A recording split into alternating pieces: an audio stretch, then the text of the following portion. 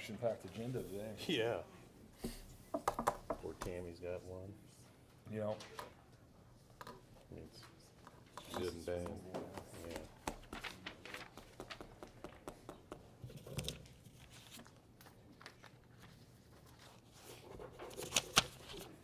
we're good. Okay. I will call the December 12th, 2023 Board of Public Works and Safety to order. Lindsay, are there any adjustments to the agenda? Nope. There are no adjustments to the agenda. Is there a motion to approve the consent agenda? Motion. Motion by Jason, I will second. All those in favor, please say aye. Aye. Motion carries. Moving on to the item 5, a request for declaring vehicles, equipment as surplus or trade-ins. Anyone? Tabitha. Tabitha? Also known as Elliot Holcomb. Yes. Good morning. Prepared for this? Covered in here for town this morning. So we have 4 vehicles: a 2013 Chevrolet Silverado, a 2008 Ford F-250, and 2 Colorados, both 2012s. Beyond their useful life, we'd like to go ahead and surplus those and move them along. Any detailed questions for Elliot since he's Please. Yeah, what's the mileage on each one? The mileage. On each one? Seeing no questions, is there a motion to approve? Motion to Motion approve. by Jason, I will second. All those in favor, please say aye. Aye. Motion carries. Thank you for that compelling testimony. Next is a request to approve a resolution regarding allocation of layer grant proceeds. Mekhi. Morning, Hatem Mekhi, City of Fishers, Director of Engineering, as of now. Before you is the, every time someone else comes from the past. They're gunning for your job. And before you is the request to approve the resolution for the layer grant proceeds. In the past public meeting, I presented the layer agreement between us and IDNR. This is for the agreement for the Boehner Brook regulated drain work that we have at River Place. I want to say River Place development over there on 96 in Allisonville. This agreement is between us and the River Place developer. They will be the ones allocating the 20% that is going to go towards the layer grant that we're receiving from DNR. So it's basically a pass through from us to DNR. So does this satisfy our maintenance requirements for that drain? Because I think there was some conversation with 96 and Allisonville development that there was a drain that had some deferred maintenance that needed to be done. That I think I have to go back and ask the developer on. Okay. This is for the work, the construction work to get rid of that that drain, the enclosed drain. They have a lot of boxes in there. Yep. They're gonna expose that and have like side slopes work going on and giving us those boxes. So that is a conversation that we need to have with them and see where that goes. There might be some institutional knowledge a couple seats back too. That's what I was wondering. So I revert back, Assistant Director of Engineering. I'll have the director go ahead and talk about that. Okay. Are any additional questions? No.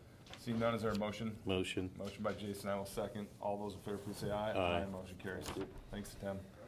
Next is request to approve utility to revoke right-of-way permits. Tammy Houston, City of Fishers Project Engineer. Before you today, I have 11 permits for 5G structures that have not been constructed within the last 2 years. We're requesting that these be revoked. If they decide to come back, they'll have to go through the process again. Do you know how many more are out there? We have about 35 more permits that have been issued that have not been constructed, so between January and May, they'll be coming through. Okay. Is there a motion to approve? Motion to approve. Motion by Jason, I will second. All those in favor, please say aye. Aye. Motion carries. Thank you, Tammy. Next is request to approve utility reimbursement agreement with Duke Energy. Again, Hatem Mekhi, City of Fishers Engineering Office. Before you is the utility reimbursement agreement with Duke Energy. This is for the Cumberland Road projects from 106th Street to 116th Street. This is basically starting to work the agreement with Duke because a portion of the relocation on that corridor is in their dedicated easements. So this is basically approving the reimbursement agreement with a preliminary cost estimate included in there with, I think the amount is $260,000. And that obviously after the work starts, they they submit to us all of these invoices. You said this was for Cumberland Road, Cumberland Road, From from where to 106 where? 116th. Okay. Yeah, And this is that- the widening project that we have. but you said there's a lead time on this for. Lead time is for a year, so we're starting, this is for them to start ordering their material and start We have to the clock. prepay now. No, this is not the this is just the agreement. Once the Okay. invoices come, they would submit it to Gotcha. us. Okay. Yep. And we're moving, didn't we just refinish that whole section? We resurfaced this project Yeah. because knowing what Duke's lead time in getting the materials, it's almost a year for them to procure all of their materials to relocate and then relocate. We had to go ahead and do some maintenance on the road from 106 to 116 just Yeah. because we're getting into winter and it's going to be a long time since from now until the project starts. Gotcha. Yeah. Is there widening part of that, or just? No, Okay. this is just a utility Well, Okay. relocation.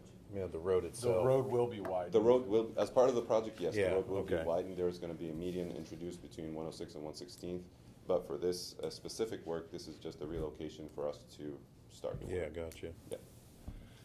Is there a motion to approve? Motion. I will second. All those in favor, please say aye. Aye. Motion carries. Thank you. Next is request to approve city median landscape project. Eric? Good morning. Eric Steiner, Assistant Director of Public Works Operations. So we are seeking approval for the attached city median landscape project, which will involve removing a vast majority of turf in the medians and roundabouts throughout the city. Mostly native plantings of trees, shrubs, and perennials will be installed in these areas along with cobble, decorative rock, and mulch. The result will be a safer work environment for our employees, as well as a reduction of fuel consumption and emissions by not having to mow 30+ times a year. In addition, we're going to reduce our fertilizer and herbicide treatments in these areas also, helping the environment. We advertised for this work, received 4 bids, and Brightview was the lowest responsible bidder at $2,164,100. So this is part of our 2024 budget. There was $12 million that we were looking to use to kind of transform the city, if you will, Mhm. and streetscapes, including like 126th Street, which doesn't have a single tree in it today, and the medians, Oleo Road, which those medians have been a challenge for a long time, even though they're not ours, they're the county's, but that's a big part of our community and hasn't been maintained at the level that we would want to see. 96th Street is another one, so. Yeah, there's the event center roundabouts in there as well, getting that landscaped up. Some of these other splitter islands off the roundabouts that don't have any landscape in them, that's hard to grow grass in them. Landscape those. And if you've ever seen any of Eric's men or women, one of the most dangerous things we do in our organization, and this includes police and fire, but one of the most dangerous things we do is having these men and women out in a median mowing when people are going 50, 60 miles an hour right next to them. So reducing that opportunity for any kind of, person getting hit out there would be Yeah. great. So That includes 116th all the way through? 116th will not be. Okay, Will so, not be. We're gonna leave 116th. Okay. as that's is. already primarily mulched and Yeah. has trees. yeah, and landscaping, mulch, yeah. Exactly. All right. And the bid actually came in. So our budget was $3 million, and we had bids from 2.1 to 2.9. So we came in about So 30% under what we thought the budget was, Yeah. which is yeah. Great. not the going trend these days. No. So we appreciate your work on that, Eric. Is there a motion to approve? Motion to approve? Motion by Jason, I will second. All those in favor, please say aye. Aye. Motion carries. Thank you. And that work will start in January? As weather's conducive for it, yes. Yeah, okay. That includes Cumberland median, you mentioned? When With the wide- Cumberland will not have a median? Whatever. Yeah. Oh, does that mean, okay. Yeah. Yeah, he mentioned median, okay. Next up is a request to approve professional services agreement with WSP. Hatem Mekki, City Fishers Engineering, request to approve the professional service agreement with WSP.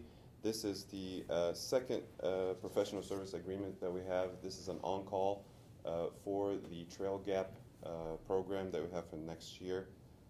One was with BNN, and this is the second one we have with WSP.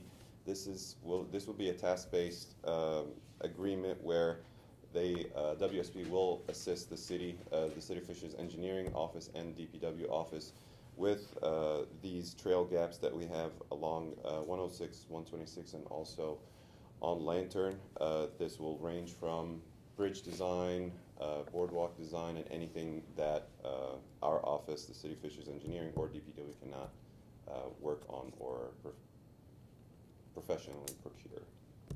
And just a reminder, this is again part of that $12 million budget. We have 3 or 4 key trail gaps that we're gonna try to address next year.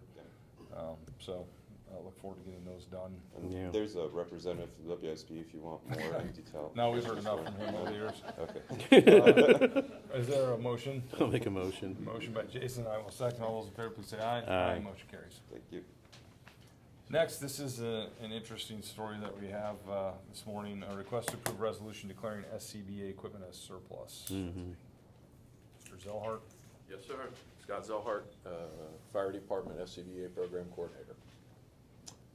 What we would like to do is take our existing breathing air technology and donate it to 2 functions.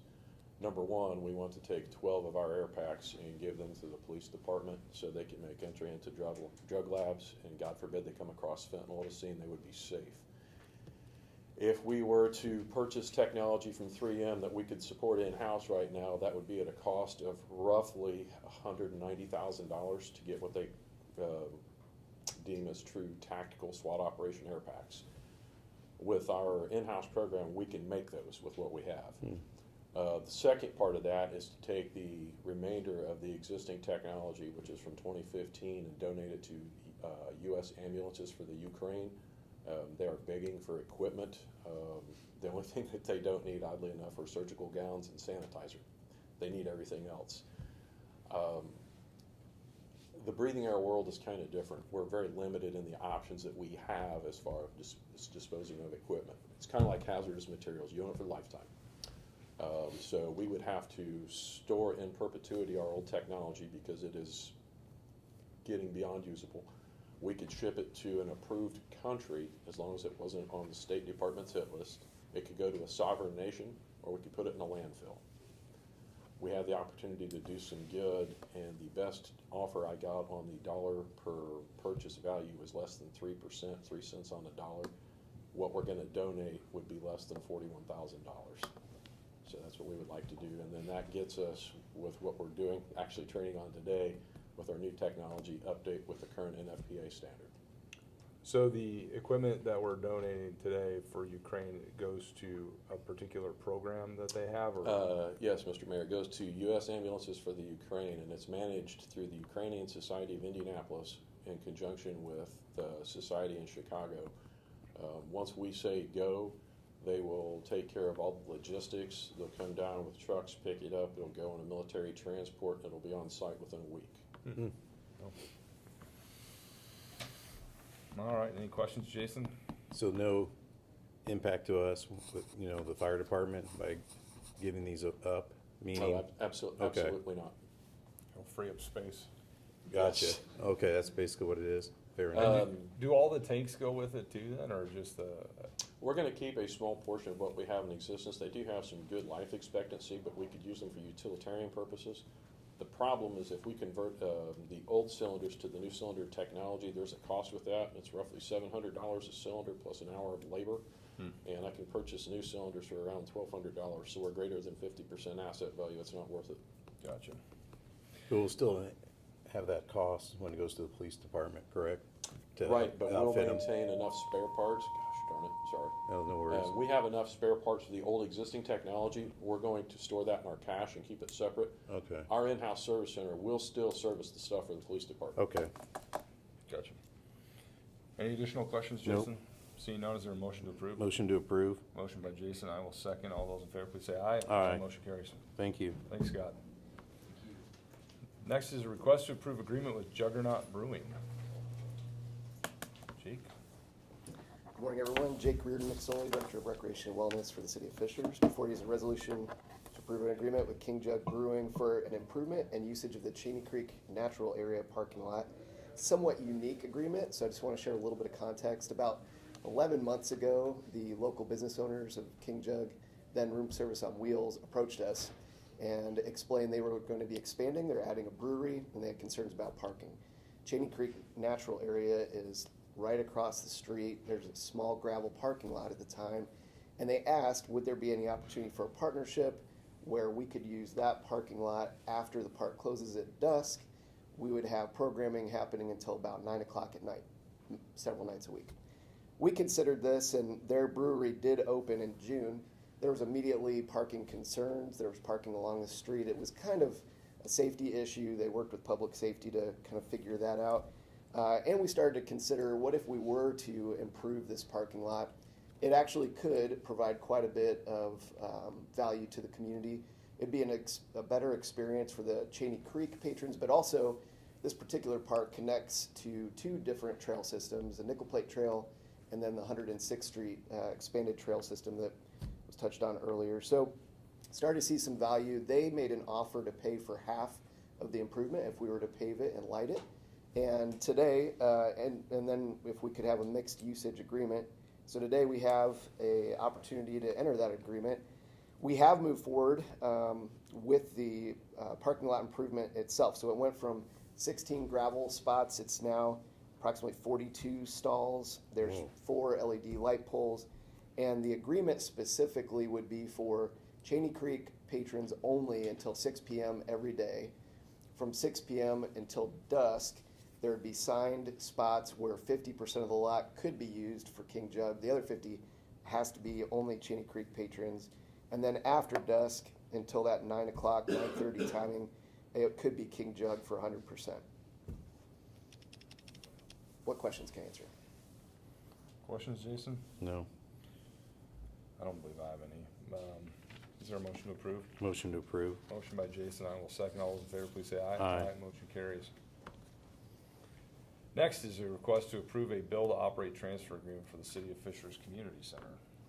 Yeah, so exciting day. Before you, we have this resolution to approve the build, operate, transfer agreement. It's between the City of Fishers and the Hagerman Group for the Fishers Community Center project. Just to kind of remind this board, this is kind of a natural extension of several steps that have already been happening. We had a scoping agreement that was approved here, the approval of our full Fishers Community Center plan at City Council June 19th of this year. And then now would be our build, operate, transfer agreement that would outline the construction schedule and our budget with Hagerman and really allow us to begin construction. Some of the highlights of this, and it's a large document, I'm happy, and we have representation here, my whole campus here, and we're happy to answer any questions you might have. But some of the highlights, we have a guaranteed maximum price of $61 million. That would be for the purchase of the land as well as design and construction of the community center. We could begin work on this. We could take shovels straight from here to there and start moving some dirt immediately upon execution of this agreement. And then that would put us at a fully completed, opened community center by October 15th, 2025. So unlike the arena and City Hall, we're only bringing one agreement forward. This isn't a phased, hey, we're doing phase 1, phase 2, phase 3 of the BOT. Correct. Any questions, Jason? No. Seeing none, is there a motion to approve? Motion to approve. Motion by Jason, I will second. All those in favor, please say aye. Aye. Motion carries. Thank you. Thank You you. gonna go start shoveling? Yep. You said. You said.